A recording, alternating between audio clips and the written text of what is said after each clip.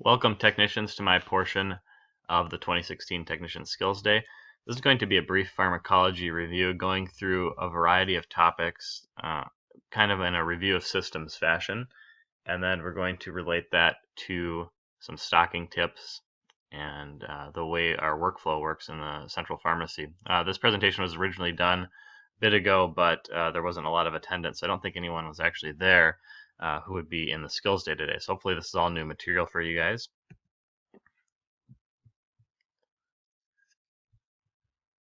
Objectives: gain a basic understanding of pharmacology is what we really, the meat and potatoes of this lecture is going to be. I want to learn about roles medications may play, review some specific choices and implications that might be economic, so talk about cost a little bit, and review some system usage of different medications with respect to some units in the hospital that may prioritize use of certain drugs. So the basics of this lecture, we're going to start with pharmacology as an overview and just talking about what it is. So as pharmacists, we study different aspects of medications, and it starts with a foundational medicinal chemistry, which is looking at the structure of the drug itself and then how that works in the body. So if a structure has a certain form to it, will it interact with the body in a certain way? Will it interact with certain receptors? And then what pharmacology is the application of that. So pharmacology is saying, okay, well, this structure works with these specific receptors, and by doing that, it actually causes a response. Let's say there's receptors on the heart called beta-1 receptors. And if you have a drug that prevents the body from using those appropriately, it's called a beta blocker. And what that does is it prevents the body from raising the heart rate. And that's pharmacology. So the question is, where does that fall into play, and how do we treat diseases with knowing that specific aspect of the drug? And that's what pharmacotherapy is, and that's what most pharmacists are trained in, and that's how we approach problems, is we know how the drugs work from a pharmacologic point of view, but how can we make that work to the advantage of the patient? Kinetics, there's a lot of reasons why we choose different agents. So you notice we have lots of agents in different classes, and a lot of it depends on half-life of the agent. So that's how long the body how long the drug lasts in the body, time it takes the body to clear half of the drug. Longer half-lives are usually preferred because the drug can be dosed once daily or twice daily as opposed to 3 or 4 times daily. Onset of action is important too. How fast does the drug start working? How is it metabolized, and how is it excreted? All have play different roles in how the drug moves through the body, and it will make slight variations in different agents even if they're within the same class of drug. And then we have most drugs fall into either the category of a pharmacologic agonist or an antagonist, and these are drugs that are going to be targeting specific receptors. So if a drug is an agonist at a receptor, it means it's going to be eliciting a response that's similar to how the body would work. So if we take our example of the heart with beta-1 receptors, the heart will get, those beta-1 receptors on the heart will get triggered by endogenous catecholamines like epinephrine or adrenaline. And we can use that either to our advantage by developing a pharmacologic agonist that mimics that. Otherwise, we can also block that system too to prevent that effect from occurring. That's called an antagonist. And the idea is that it binds to that same receptor the drug molecule does. It just blocks it from being activated by that endogenous epinephrine in the case of the beta-1 receptors of the heart. Regulation and pharmacoeconomics are important. I'm not going to go into too much detail. There's a lot of information about drug development, clinical trials, safety, and efficacy. And really, what it comes down to for us mostly is what's approved and what's generic and what's brand only, because that's going to drive costs a lot within the pharmacy. And if something's a brand name product, it's usually going to cost quite a bit more than the generic. So if we can switch and substitute people off of brands to generics, that's a kind of a cornerstone of how we can save money as pharmacy, which I'm sure you guys are all aware of. But I will talk a little bit about brand and generic here. And then, of course, there's controlled substances, which we'll touch on briefly, but you guys are, again, probably fairly aware of all the regulations and requirements with those as well. So we're going to go through a basic review of systems and talk about different drugs used to treat different diseases. Starting with the top of the body, we're going to start with brain and central nervous system diseases. And so looking at basically 3 major topics here: psychiatry, neurology, and pain management are the 3 common ones I'm going to touch on. Psychiatry, we have a big mental health unit here, as well as several mental health units, but we have a lot of inpatient psych beds. So psychiatry is a common thing we see at our hospital here. And depression, schizophrenia, bipolar disorder, and then psychiatric emergencies are kind of the four areas you're going to see most patients present in when they're at our hospital. And they can have combinations of multiple things too going on. So we really rely on not only our psychiatric providers and psychiatric care team, but also on medications to help stabilize these patients. With psychiatry, the concept of treating somebody for a psychiatric disease revolves really around neurotransmitters and their presence in the brain. That's the theory behind how we can treat people. So if we look at depression, the idea behind depression and why some people might get depressed is because they might have a lack of serotonin in their central nervous system. And what we can do with drugs is increase the prevalence of serotonin, and that's thought to help hopefully elevate people's mood. It's probably a lot more complicated than that, but that's the basics. And the drawing I have here shows that there's this is a synapse and two neurons or brain cells communicating with each other. So what you have is a neuron that's releasing a certain neurotransmitter. So let's say this is serotonin. These little dots in these balls is releasing serotonin into the synapse. The synapse is a space between two neurons.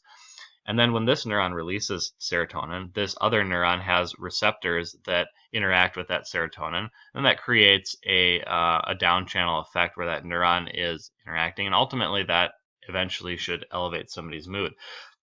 Now, the receiving neuron might not use all this serotonin, so what happens is that some of the serotonin gets taken back up into the transmitting neuron. That's called reuptake. It's kind of like recycling. Basically, take it back up. They break it down, and then the body will rebuild it using the same chemicals. And this process, if you block it, if you disrupt this pump here, this reuptake pump, you end up with more of an accumulation of serotonin here because the transmitting neuron isn't transmitting it as much. And at that point, you get a increased prevalence of serotonin or whatever neurotransmitter you're targeting. And that's kind of the basics of neuropsychiatric pharmacology and how we use drugs. So these are the drugs like serotonin reuptake inhibitors or SSRIs like Celexa and Prozac and all the very common antidepressants out there all work this way. Neurotransmitters, again, we talked a little bit about serotonin affecting mood.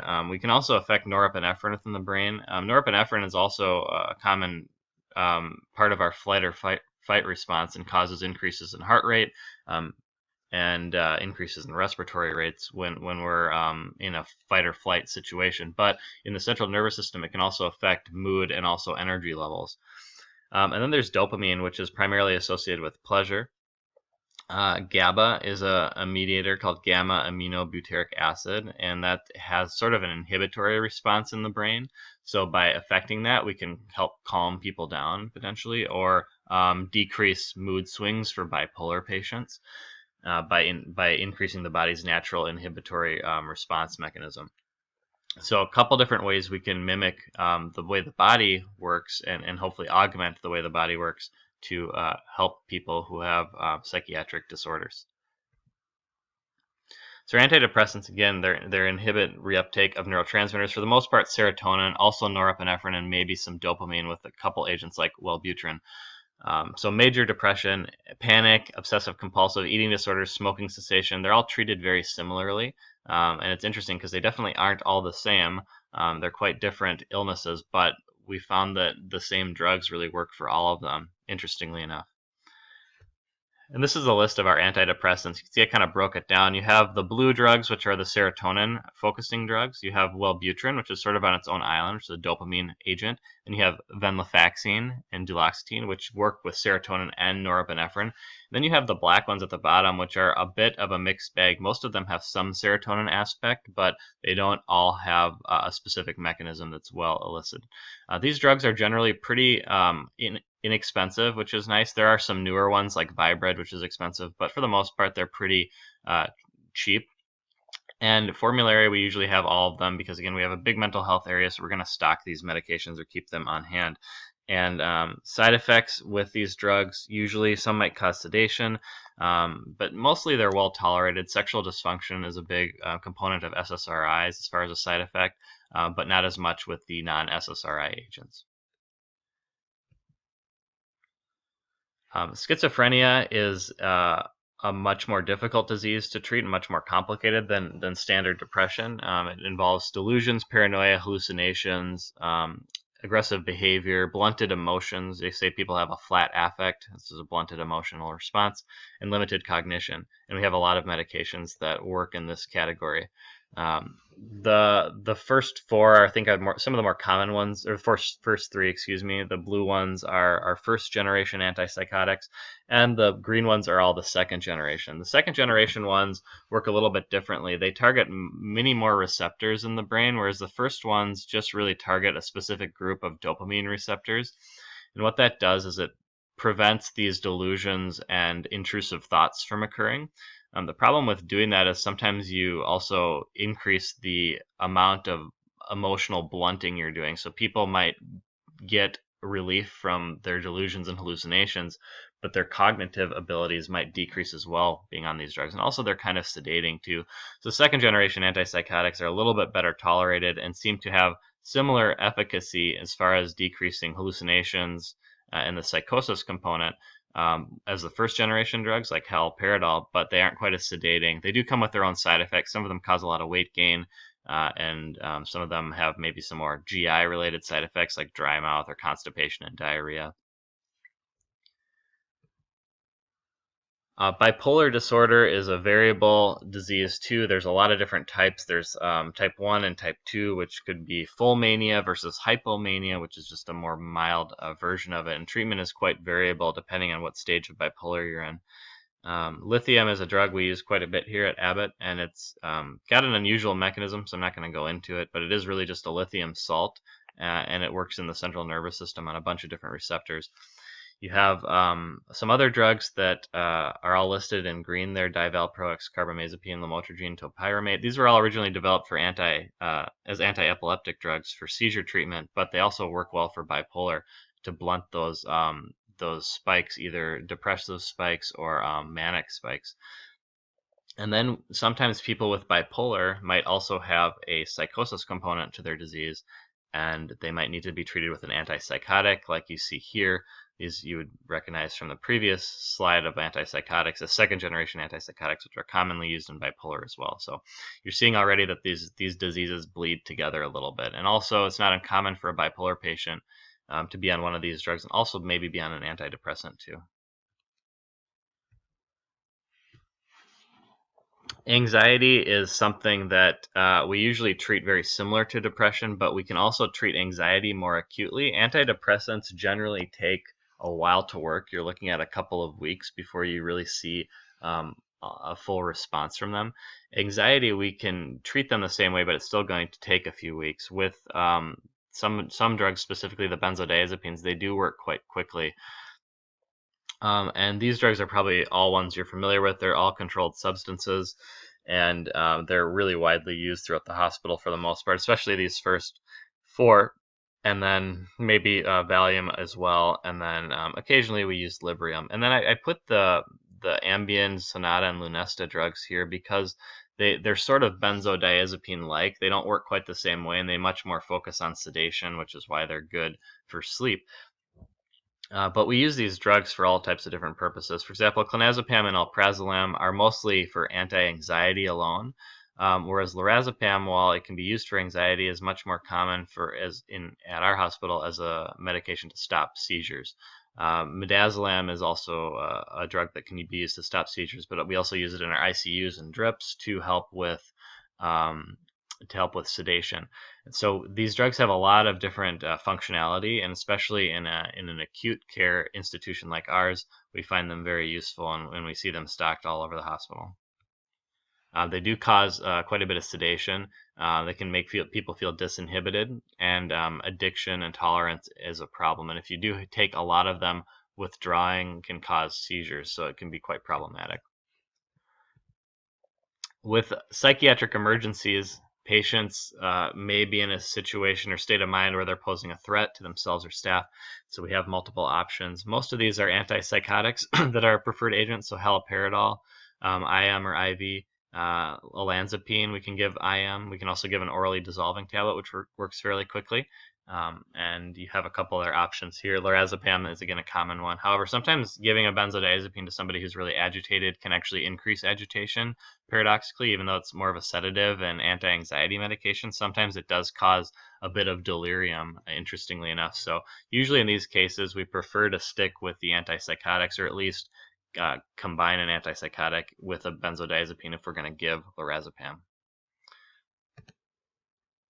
So when it comes to stocking these medications, these are going to be really commonly used throughout the hospital, especially antidepressants. Antidepressants are some of the most commonly prescribed medications in the country. And so you have our standard psych stations that I listed there, and I probably should have changed Sister Kenny to Courage Kenny, but you guys get the point. With all those stations, a lot of these medications I mentioned are all going to be stocked commonly. Some are going to be standard stock, but most of them are just going to be there. There's some newer ones that are more expensive that we might cart fill or might kind of stock on demand. But for the most part, the common older, especially antidepressants and antipsychotics, are going to be stocked. For emergency use, things like IV benzodiazepines like lorazepam and diazepam will be stocked all over the hospital. They have good seizure stopping effects, and especially our drug like diazepam is our cornerstone for alcohol withdrawal. People who are chronic alcohol consumers are at risk for seizures when they stop drinking, and these drugs can help with not only the side effects to alcohol withdrawal, but also to prevent seizures from occurring. So very important. These medications are, the IM benzodiazepines are going to be stocked pretty much throughout the entire hospital, but I put some units on there that might be a little bit more of a focus. Okay, moving on to a couple other topics quickly here. Epilepsy, we have a pretty decent sized epilepsy unit, so I just want to talk about seizures quick. There are lots of different types of seizures, which I'm not going to go into detail on, and the drugs treat different ones. So some drugs treat more of a broad spectrum of seizures, so they might treat every type of seizure that's out there pretty well. Others might be very specific for certain types, like partial seizures or generalized seizures. A partial seizure is really just part of the brain is seizing. A generalized seizure is there's multiple areas in the brain that are having overexpression of activity at once, causing the seizure. Okay, sorry for the really small font, but there are a lot of anticonvulsives on the market, and I probably missed a few here, but these are probably the more common ones that you're going to see. You probably recognize a lot of these drugs, and besides the epilepsy unit on H8000, there are other areas, of course, in the hospital they're going to use these. The ICU patients use levetiracetam or Keppra quite a bit to prevent seizures for patients who may have neurologic complications too. So I'm not going to spend any more time on these because we could talk about these all day, but there's a lot of different variability with the agents as far as effectiveness and how a patient's going to respond and how they are metabolized in the body and how much they cost. And are they habit forming or not? But that's all up to a specific care team to figure out. So we'll move on from that topic.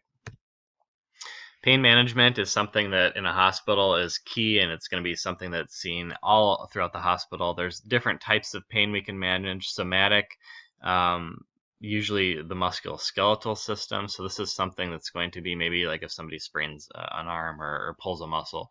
Visceral is internal organ damage, which isn't as specific. It's hard to determine where it is.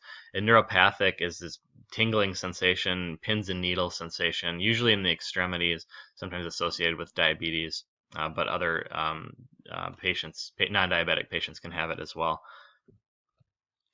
Our pain medications usually focus, and our pain treatment strategy usually focuses on trying to use as many non-opioid medications as possible. So we use our non-steroidal anti-inflammatories, or NSAIDs, and then Tylenol, of course, is one we try to use as well. And then we'll escalate to opioids if need be. So our initial pain management is going to consist of these medications, which is going to be Tylenol.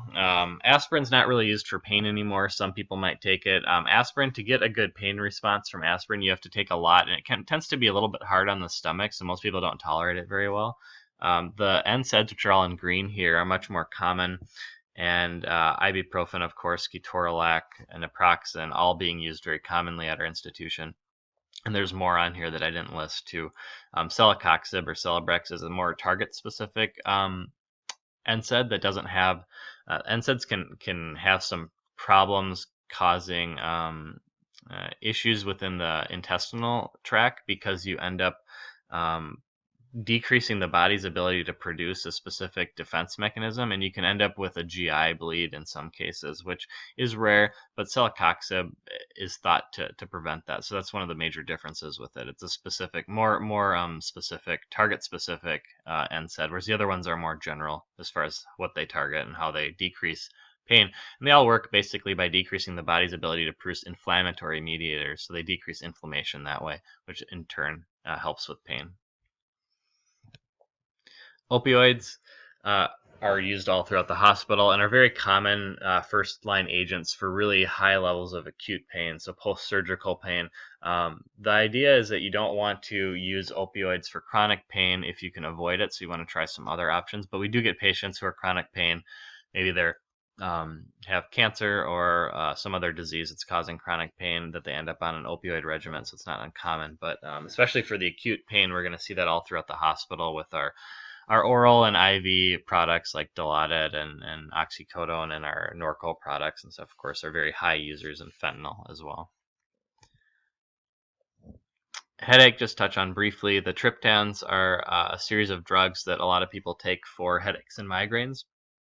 And we see those stocked also throughout the hospital, commonly in our emergency departments, but other floors will have them as well. And if a patient is on a floor and is admitted to a unit and they use like Maxalt or rizatriptan, it's something that we'll probably want to stock up there, because if they do get a migraine, it's best to start these medications as soon as possible. So it's good to have them on hand as opposed to waiting for first fill to send a dose. But sometimes it's not always possible, but if we can, it's good to at least stock a couple doses up there for the patient. So when it comes to neurology, the anticonvulsants are going to be standard on H8000. And you're also going to see anticonvulsants used as mood stabilizers for bipolar disorder stocked in the Courage-Kenny units. And then as far as pain medications, you're going to see these all over the hospital. A lot of them are going to be standard stock depending on how the Omnicell was set up. But opioids and NSAIDs and Tylenol, of course, are going to be some of our most commonly packaged or most commonly stocked items that we see all the time. It's always important to have reversal agent available. So naloxone or Narcan is always stocked as well, pretty much on every unit, should be on every unit. And that's for anyone who's experiencing too much opioid-related sedation where their breathing rate goes down. Narcan can reverse that. So it's really important to have that available for our patients. All right, respiratory system. Touch base on this really quick. Asthma and COPD. Asthma is a disease that is about restricting the airway. So basically there's some sort of inflammatory process that's causing the airway to be restricted. So we can treat that with a couple different things. There's a couple drugs called bronchodilators, which are our long-acting beta-2 agonists, and corticosteroids, which all these medications are inhaled. So we're really using inhaled medications. So think about first fill, think about our bulk products and our inhalers. And COPD is a very similar disease, slightly different as far as how the mechanism happens, but the treatment is ultimately quite similar as far as how we treat with inhaled medications. So our beta agonists, you can see them there. Albuterol is, of course, the rescue inhaler, and that's one we see dispensed all the time from first fill. It is a really common medication to use, and it's a very fast-acting medication that can dilate the blood vessels in the lungs, causing people to breathe easier if they're having an asthma attack. And the problem with it is it doesn't last very long, though. So to prevent asthma attacks, they've developed drugs that stay in the lungs a little bit longer and have a bit longer duration of action. So these are the drugs in green, like salmeterol, formoterol, and etc. So you can see like Symbicort and Dulera. Brio is, of course, our new formulary product. So Vilanterol is the combo product of that. Inhaled oral corticosteroids are really popular too as far as treatment in asthma. They're first line for asthma, and they're also used in COPD. And you can see all the brand names and products listed there. And again, you have our fluticasone, which is in Flovent, Advair. It's also in the new products Arnuity and the combination product Brio. Arnuity and Brio use a slightly different form of fluticasone that lasts a bit longer than Flovent or Advair do. If you look at the actual formulation of it, it's slightly different, but it is the same, ultimately same drug.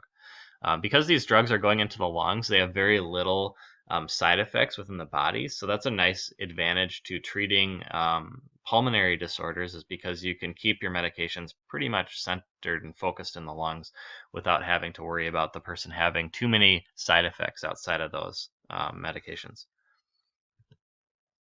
And then anticholinergic is the third. So we have our beta agonists and anticholinergics. They're both thought of as bronchodilators. They both work in the lung tissue to dilate our blood vessels and to expand the tissue to help oxygen get in and help patients breathe more.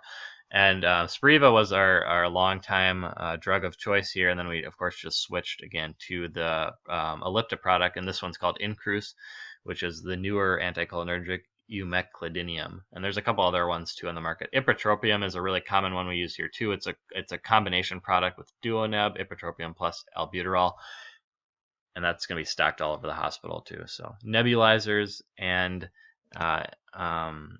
inhalers are, depending on what the provider wants for the patient. A nebulizer treatment can provide a little bit more drug over a sustained period of time. Some patients may tolerate a nebulizer better. Inhaler technique can be tricky for patients if they don't understand how to use them. So a nebulizer is a bit easier to understand. It's also cheaper to give a dose of a nebulizer in the hospital than to give somebody a whole inhaler, which can be quite expensive. And then our dispensing of respiratory medications, again, is going to be bulk dispensing from first fill. It's always important to look at the inhaler to make sure that it wasn't used already. So if we get one that was credited, make sure that the tamper tape isn't broken, and making sure that if we're sending multiple ones up, like to keep an eye on if you just got a request for an inhaler and now there's another one for the exact same patient. I think most of you guys are really good about this, but it is always something to be vigilant about, because these are expensive and the patient will get charged for multiple inhalers on dispense. So it is something we want to keep an eye out on. All right, cardiovascular system. We do have a huge heart hospital here, as you guys know. So this is something that we're going to see a lot of patients with different cardiovascular diseases. Let's start with hypertension, which is high blood pressure. And there's a lot of different ways we can treat high blood pressure, but the goal is to get the blood pressure down, of course. And what that does is it prevents long-term organ damage. So high blood pressure causes slow damage at end organ sites. And by end organ, it means organs before, kind of at the end of the periphery or the peripheral vascular system. So like the kidneys are the final step before, as blood's getting processed and as things are getting filtered out of the body and created into urine. And if there's high amounts of pressure in there from high blood pressure over time, that can cause kidney damage. Same thing can happen in the eye, the brain, and also the heart as well. So we have a couple different classes of drugs. Diuretics work to remove fluid from the body, and by removing fluid, you decrease volume within the blood vessels, and that decreases pressure. The common drugs here are hydrochlorothiazide, and there's a few others. Hydrochlorothiazide is probably the most common one used for blood pressure. Then we also use the loop diuretics, which are in green, furosemide, bumetanide, and torsemide. Those are more used for fluid accumulation for heart failure patients. Heart failure patients can't, their heart isn't strong enough to pump blood like a person without the disease, and so what happens is fluid accumulates, usually in the lower extremities, like around their ankles, and furosemide can help remove that fluid. But it doesn't really do that much for blood pressure because it works pretty quickly. It gets rid of fluid fast, but doesn't have a very long sustained effect, whereas a drug like hydrochlorothiazide has a more sustained effect and works better on blood pressure. The next series of drugs work on the renin-angiotensin-aldosterone system, which is a system that's in the kidneys, and it forms, by interfering with this system that's naturally in place in the body, you can decrease some of the body's natural inflammatory mediators and also help the kidneys to stay healthy during periods of high blood pressure.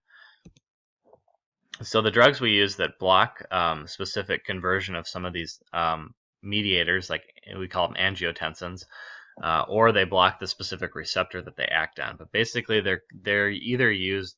Patients will either be on one or the other, not both. So they'll either be on a blue drug or a green drug, and the blue drugs are the ACE inhibitors.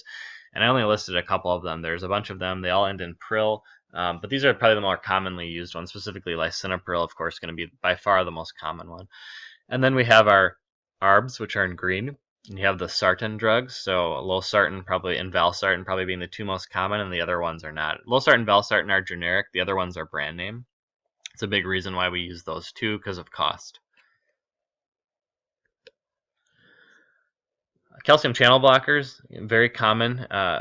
Mechanism of action is different than the other two, so you can combine your diuretic, your ACE inhibitor or ARB, and your calcium channel blocker. Calcium channel blockers are a really popular choice. They don't have a lot of side effects, whereas diuretics can cause people to urinate frequently, which usually isn't an ideal situation for most people to be in, so they aren't necessarily preferred agents, even though they do work pretty well to control blood pressure. Calcium channel blockers don't have a lot of side effects. They can cause some peripheral edema or fluid buildup. That's probably their biggest side effect, but overall they're pretty well tolerated. Amlodipine or Norvasc is the most common drug that we're going to see as an oral medication. But you also see us use some other medications too, like nifedipine is used commonly as well. Nicardipine drips are really popular for patients who have really high blood pressure and need something to be given intravenous. It's going to decrease their blood pressure very fast. Nicardipine is a very potent agent that can work with that. It also comes orally too. And then you have other calcium channel blockers called diltiazem and verapamil, and these are also popular drugs to be used, but they aren't as focused on blood pressure. They're more affects the rate of the heart. So by giving diltiazem or verapamil, they work more directly on the heart and they decrease the heart rate. Whereas the other drugs, the ones that are all listed in blue, don't really affect the heart rate much and more work on your blood vessels to dilate them and open them up a bit to decrease pressure. And then we have beta blockers. Beta blockers aren't a popular choice for blood pressure. However, a lot of people end up on them at some point if they have uncontrolled blood pressure and you've tried several of the other drugs. Problem with the beta blockers, it decreases the heart rate, and people can feel a little bit lousy on them. They might get exercise intolerance because their heart can't increase naturally, or their heart rate can't increase naturally.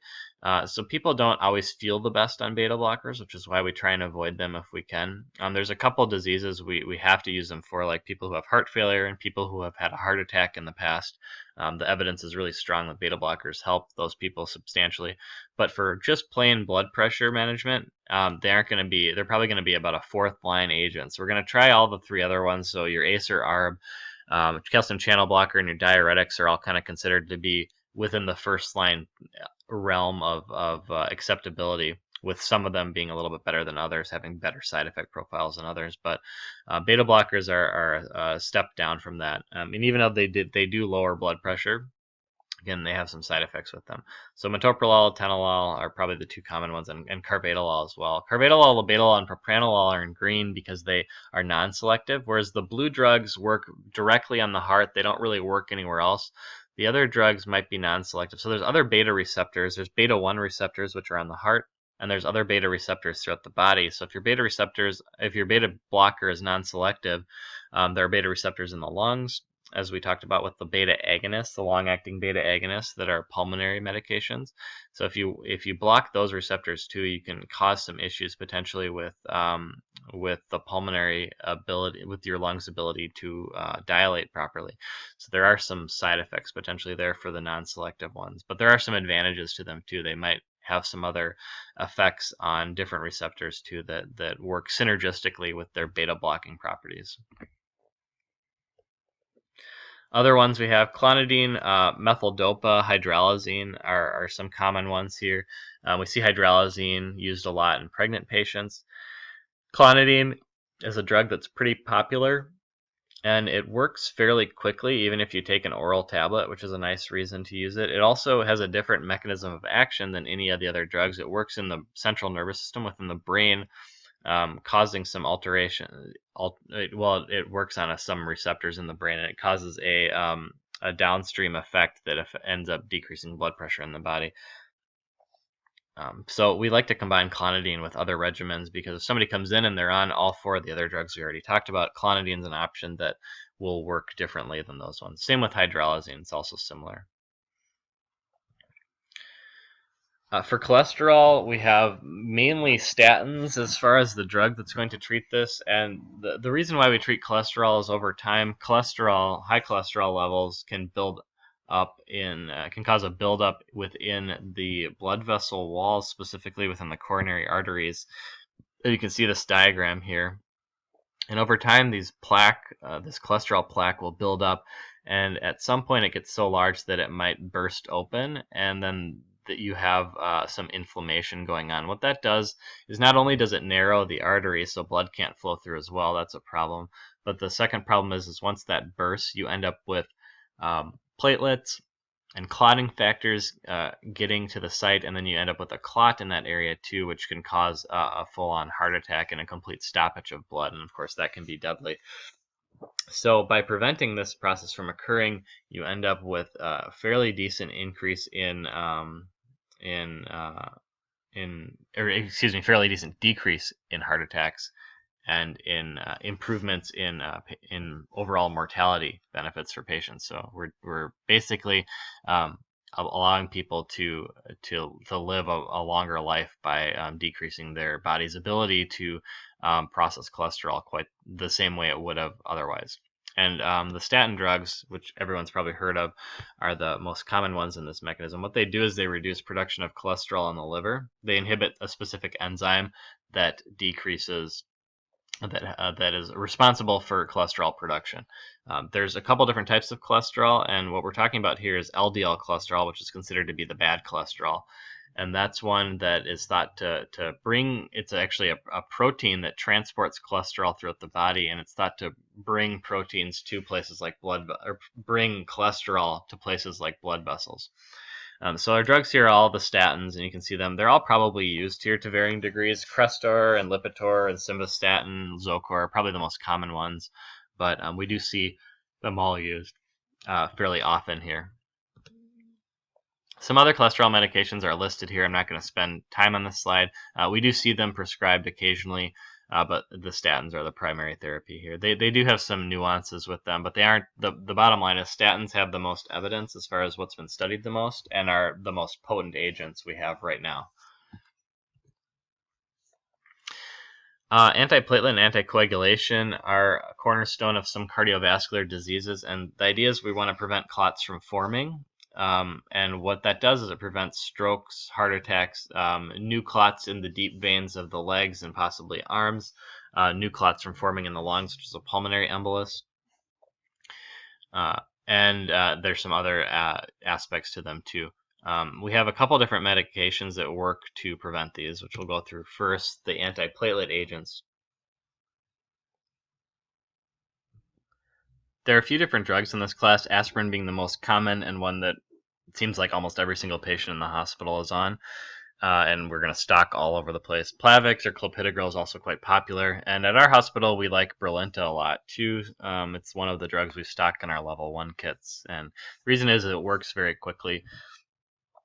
So in those acute situations where somebody is having an active heart attack, you can decrease the body's ability to recruit and activate more platelets, and if you can do that, you can decrease the ability of the clot to form large, to basically expand in size. So somebody is having a partial occlusion of a artery because of a clot. We don't want that getting bigger. We don't want that clot recruiting more and more platelets to its cause. So if we can inhibit that process by giving one of these drugs, we can do that. And usually we combine aspirin and one of these other drugs, like again, ticagrelor or Brilinta is our common one, and that's for an acute heart attack. And then patients usually, if their blood vessels opened up with a stent, they'll usually be on some sort of a regimen ongoing. So Plavix is generic. Or clopidogrel is generic. It's quite inexpensive compared to the other two. So this is a common one people will be on long term. The second phase is the coagulation cascade, which looks complicated. There's a lot of Roman numerals, and it's pretty straightforward, and I'll just give a little bit of background, you have two pathways that your body uses to clot, and there's intrinsic and extrinsic. Extrinsic is, you can see on this side here, and it's a little bit of a shorter pathway. And what you have with extrinsic is some sort of trauma. So, like, let's say, I don't know, you get a cut on your leg or something. You're going to end up with activating that extrinsic pathway, which is going to form some clotting factor immediately. Intrinsic pathway is more of a damaged surface within the body. So, like, maybe over time you have some wear down of a blood vessel that ends up causing a clot or something of that nature. But ultimately you get to the common pathway, which is here, and we have basically two factors that we're really concerned about. That's factor 10, which is the common step here. And then you also have something called thrombin, which is factor 2. And what we want to do is prevent the activation of those factors. And if you can knock out either 10 or 2 or both, you're going to basically inhibit the body's ability to clot very effectively. So why do we want to do this? Well, in certain situations, we want people to have limited ability to clot. And one of those is with atrial fibrillation. When your heart's atria are not pumping in sync and they're fibrillating, they're basically just quivering. What happens is you can get blood pooling in the atria. And if blood is pooling anywhere for a long period of time, you're at risk for a clot just to form there. Think about a pool of, like, if you have a cut on your, again, let's say a cut on your leg and the blood's pooling on the surface of that cut, it's going to clot eventually. Same thing that can happen in the lungs, or in the heart, excuse me, or the lungs, I guess, too. We'll get to that in a second. But we have drugs that can prevent that from happening. So somebody has atrial fibrillation, there's not really any complications because the ventricles of the heart are still pumping well, and that's really what's driving this process. And while we want to get people out of atrial fibrillation if we can, some people may be in it for a long period of time. They may go in and out of it, so we anticoagulate them to ensure that they aren't getting a clot formed. And that prevents that even though that blood's pooling, the likelihood of it clotting is a lot less. And the problem is if you clot within the atria and those clots get out of the atria at some point, you can end up with them going into the brain and causing a stroke. You can end up going into the cardiovascular arteries and causing a heart attack, or even a partial vessel occlusion, which can be a not quite as bad as a heart attack, but still definitely serious. So with these drugs, we can prevent that most of the time. So we have a couple different drugs. Warfarin is probably the oldest, most common, and the workhorse as far as oral agents that go, the anticoagulant. In fact, it was really the only oral anticoagulant around for quite a while until within the last few years we've gotten the newer oral anticoagulants, which are all listed at the bottom. Before that, though, we have some IV options. We have heparin, which works as an IV anticoagulant. We have Lovenox, which is a sub-Q.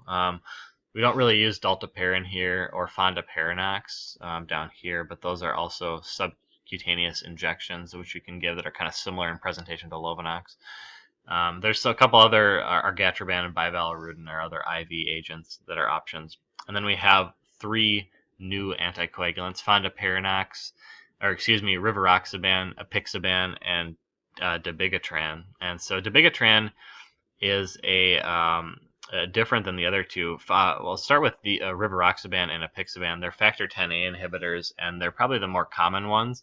As far as evidence goes, it seems like those two drugs have lower overall bleeding risk than the other new ones. So we've seen a big uptick in these, especially for people who are presenting with deep vein thrombosis. So they have some sort of a clot in the blood vessels. Usually it presents in the leg. They feel like they have a big kind of spot of pain in the leg, and it ends up being a clot. And you also have pulmonary embolism. So those clots can sometimes move into the lungs, and then that can decrease the blood flow to the pulmonary tissue, which can cause problems with getting oxygen throughout the rest of the body. And if the clot's big enough, it actually can be fatal. It's quite dangerous. So we do treat that fairly aggressively, but we can use these agents to treat that. With cardiovascular emergency, we're usually looking at, think about a Dr. Blue or crash cart and what's stocked in there. So you have a lot of different things, and we're thinking about drugs generally in the pressor category. So these are drugs like epinephrine, norepinephrine, dopamine, and phenylephrine.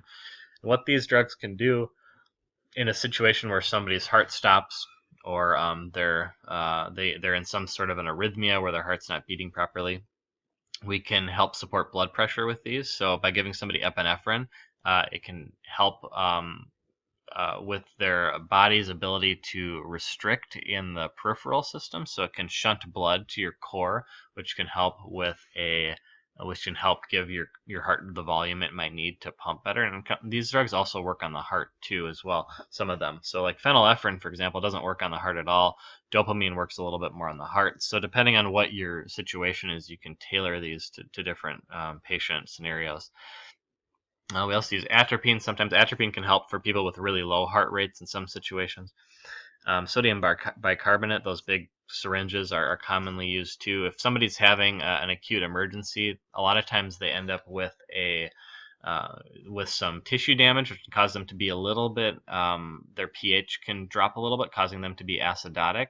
And if we give sodium bicarbonate, it can help reverse that a little bit. There's some other forms that we use. We can use beta blockers. We can use to help control heart rate if the heart rate's too high, or if they're having really high blood pressure. We can give IV drugs like labetalol. We can give diltiazem, and we can control those for different things. So there's lots of ways we can treat a cardiovascular emergency.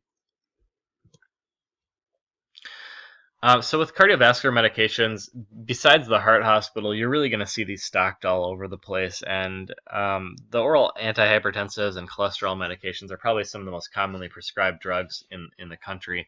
And you're going to see them, almost every patient that comes in the hospital would probably be on something for their heart. It's just the nature of aging. You're probably going to need to take something for blood pressure, something for cholesterol. And so it's very, very common. The IV forms and the more emergency things we're going to see more commonly stocked in places like the emergency department, ICUs, and cardiovascular areas. These drugs are critical. They should be standard stock in most of these places and should never be out of stock unless there's a shortage and we're using an alternative. All right. Moving on to the endocrine system really quick. Big disease state here would be diabetes, and we're going to talk a little bit about a couple other things, but we'll focus mostly on diabetic treatment. So treating diabetes revolves around keeping blood sugar or blood glucose at normal levels. And the idea is if you can do that, you can prevent long-term organ damage. So it's very similar to treating high blood pressure. By controlling blood pressure, you save your eyes and kidneys and brains and heart from the exposure of high pressures over long periods of time.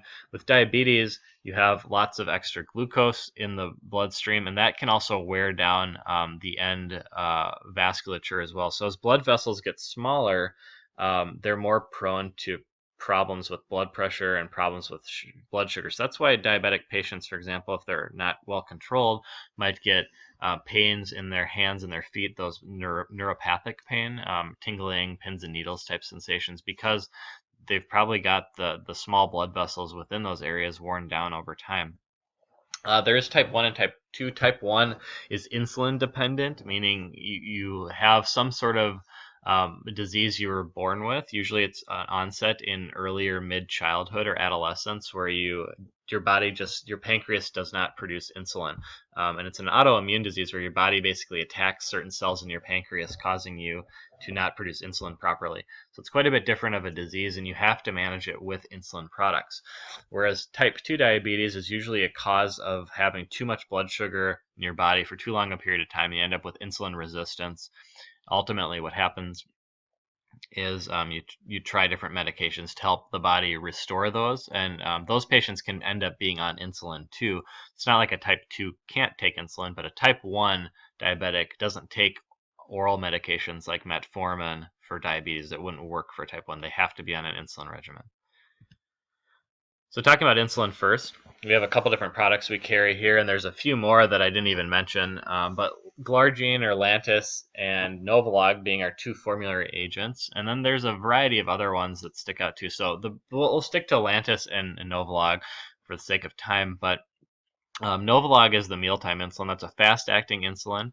Any of the green insulins are also interchangeable within that. So when somebody comes into the hospital, if they take Humalog as an outpatient, we can automatically switch them to Novolog. They're basically the same thing. And it really might come down to cost or insurance, or maybe there's slight enough differences where some patients find a different benefit with one or the other, but basically they're the same. So we use Novolog as our mealtime insulin. So that's something that we give to compensate to patients to compensate for carbohydrate intake during meals to help their body process those carbohydrates better.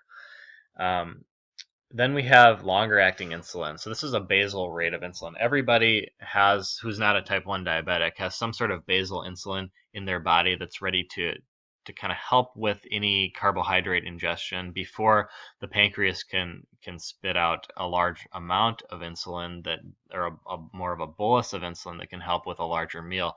So this is what this mimics, and that's what Lantus does. It just provides the body with a nice steady level of insulin throughout the day, and it can be done once daily. Sometimes it's done twice daily. But the biggest problem with insulin for the most people is overdoing it and decreasing blood sugar to the point where you're getting hypoglycemic, and that can cause pretty severe problems. So people who are on insulin need to check their blood sugar fairly regularly to make sure they aren't getting too low, and have some sort of an emergency plan, either some fast acting sugar like the glucose gel packs or gel tubes we have that we stock.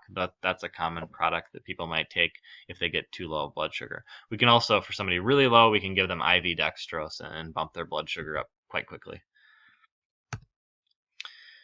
There's a bunch of oral agents that work as hypoglycemic agents. So these are going to be, again, focused on type 2 patients only, and there's a bunch of different ones. Metformin is the oldest one. It's the most popular one, and it's got the best evidence for decreasing blood sugar in the body. And another nice thing about metformin is it's very hard to get hypoglycemic on it. Most people will not drop their blood sugar so low on metformin that they're having side effects. Whereas the second category of drugs, also old, also popular, also very effective, can do that. So they can actually cause a drop. And the reason is because they work with the pancreas to make the pancreas release more insulin, whereas metformin more works on the body's ability to increase its sensitivity to how it works with insulin. So it's not actually releasing more insulin.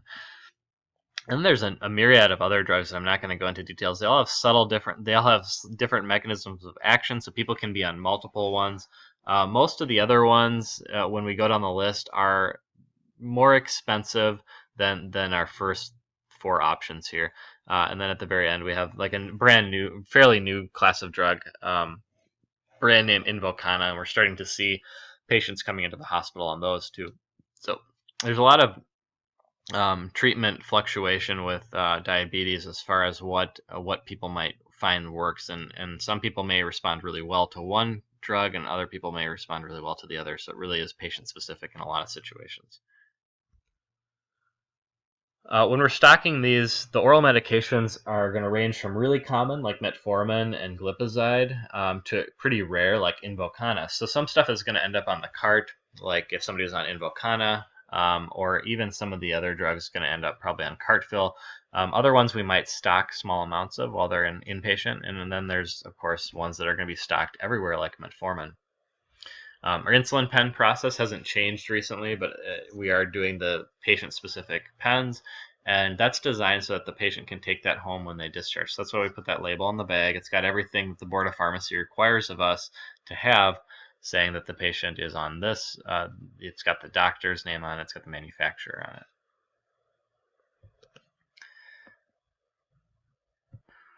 Okay, moving on to the GI system, we'll get through this pretty quickly. We're going to talk about GERD, or gastroesophageal reflux disease, or heartburn, and nausea. GERD, we want to prevent the stomach's ability to produce excess acid, and that's what these drugs are going to be doing. These have a number of benefits. So we prescribe a lot of these medications throughout the hospital. They're really common. They're common on an outpatient basis. People take them like omeprazole or Nexium or whatever to prevent heartburn. But we can also use them to our advantage inpatient by giving them to people to prevent ulceration. So if somebody is in an ICU on a mechanical ventilator for a while, they're at increased risk of ulceration and bleeding in the GI tract, and these drugs can help prevent that.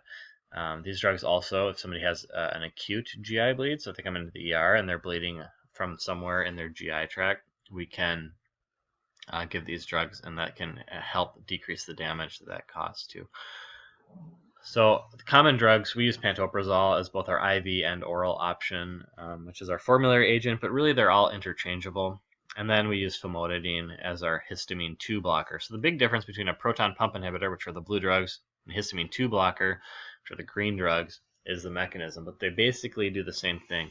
The big difference is that an H2 blocker like famotidine, if you take both orally, you're going to get a faster response with that, whereas the proton pump inhibitors take a couple days to get full effect from. But over time, they decrease the amount of acid the stomach can produce to a higher degree than H2 blockers. So that's the difference. H2 blockers work faster, slightly less effective. Proton pump inhibitors work slower, slightly more effective. But at the end of the day, it's kind of a wash. Most people take a proton pump inhibitor because they're once daily dosed, whereas our H2 blockers are usually twice daily dosed.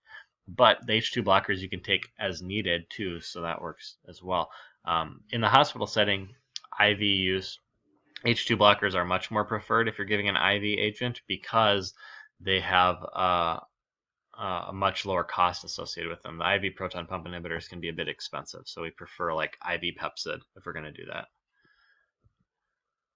Antiemetics are a drug that's used all throughout the hospital, or category of drug used. We have a couple different choices. Antihistamines actually can work pretty well, so drugs like doxylamine and even Benadryl or diphenhydramine can work well for nausea and vomiting.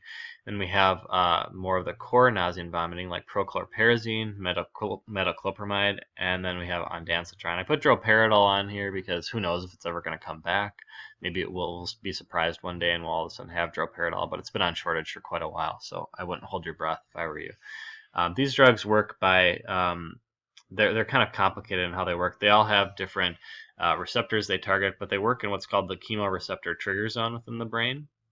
And they usually inhibit various processes there to prevent the body from processing noxious stimuli that's going to make them make a person want to vomit or feel nauseous like they would if they were maybe getting a chemotherapy regimen or maybe some other drug that's making them feel, or maybe they have an illness making them feel sick. These drugs can help with that and help prevent that process from occurring within the central nervous system.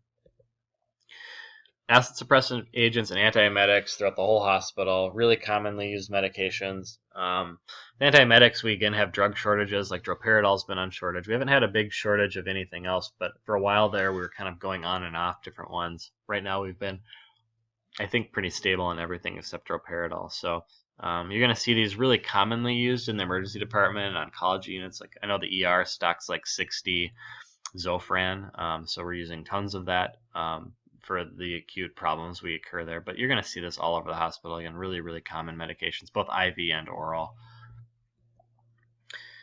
Touching base on antibiotics really quick as the final series. Antibiotics are really drugs that can be used for all types of different body systems depending on where the infection is occurring, so lung, skin, brain. There's a lot of different indications. There's a lot of different drugs used for different types of organisms, and it really depends on what type of bacteria is causing the infection.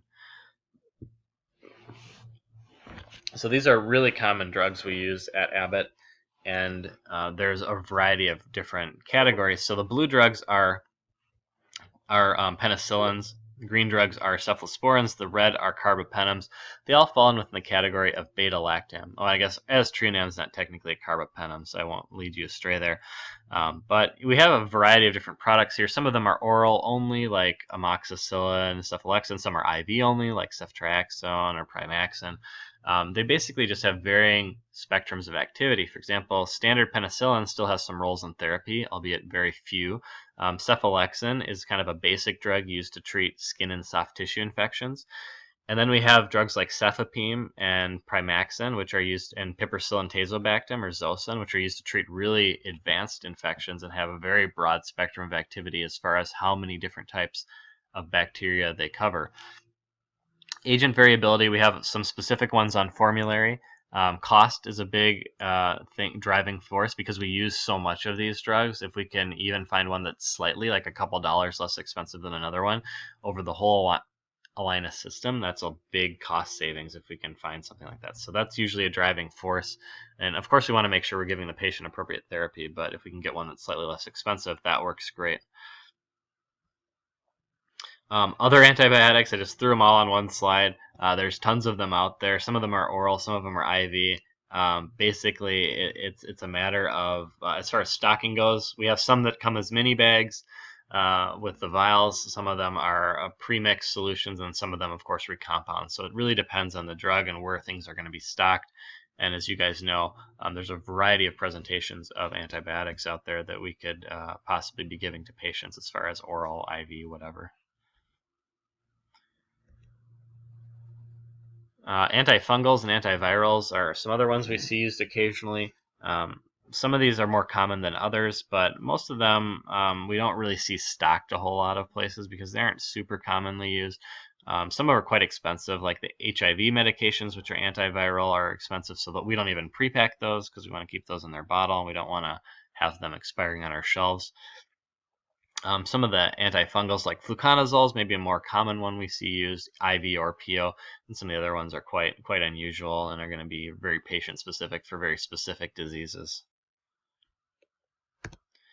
When it comes to dispensing an antimicrobial and stocking them, they're going to be possibly used pretty much anywhere in the hospital. Some areas you're going to see it's going to be quite rare for IV medications to be used. You're going to see much more oral medications, but it is possible to have IV meds, up on like a psych unit potentially, but it's going to be more unusual for that.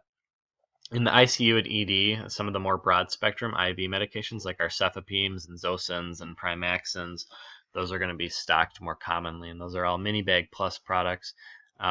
We have an initiative for sepsis within the hospital. Sepsis is a syndrome where the body is experiencing a lot of inflammation due to some sort of infectious source. So if somebody has a pretty nasty infection, their body might compensate for that by increasing inflammatory mediators. And what that can do over time is cause their blood pressure to decrease, because inflammatory mediators can dilate and expand blood vessels. And when that happens, the heart can increase in rate to compensate for that. And at the same time, that system is only so sustainable for a while. If your heart rate's increasing substantially, your blood pressure is dropping, your body can't keep that up for too long. And so we need to treat these patients pretty aggressively and treat them quickly. So we can give them fluids, we can give them cardiovascular emergency medications like pressors, but one of the big things we want to do right away is start antibiotics quickly. So it's really important that our broad spectrum agents, like if somebody is presenting as sepsis, if they aren't treated, they could die fairly quickly. So we do want to treat them pretty aggressively, and antibiotic turnaround time is a critical component to this. So we need to make sure these drugs are always stocked in areas like the emergency department and ICUs, especially. Or if we get an order to first fill for like a broad spectrum antibiotic like Zosin, piperacillin tazobactam, or cefepime, or imipenem, those should always be prioritized and sent fairly quickly. I'll just touch base on stewardship as the last comment here, and this is a big initiative here at Abbott where we try and be good stewards of our antibiotics to decrease use, to save costs, and also if we can decrease antibiotic use or make sure we're using the appropriate antibiotics in situations, we can decrease antimicrobial resistance within the community, and that's a big deal because if we get resistance to some of our more broad spectrum agents, we're going to be in quite a bit of trouble as far as treating specific infections. So that's a big part of what we do as pharmacists here at Abbott. All right, questions? I'm not here, of course, for today, but you can direct them to Matt Wolf. He should be there, and maybe he can answer them for you. And then we have a brief exercise to go through as well that he's going to hand out. If you have any other questions specifically that you want to ask, you could ask me later in person when you see me, or you could shoot me an email. Thanks for paying attention and listening, guys. Got a quick reference slide here, but we'll let you get on with the exercise. Thanks.